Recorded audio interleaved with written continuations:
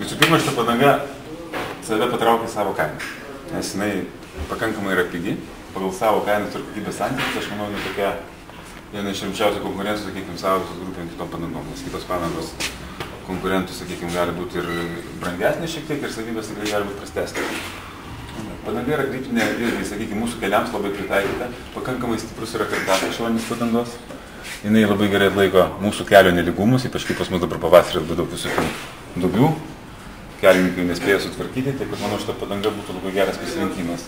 Antras dalykas, važiuojant jinai, sakykime, šlapių asfaltų labai gerai planuoja. Ta prasme, vandenį išmeta labai gerai ir taip, stabdymo kelias yra tikrai pakankamai trumpas.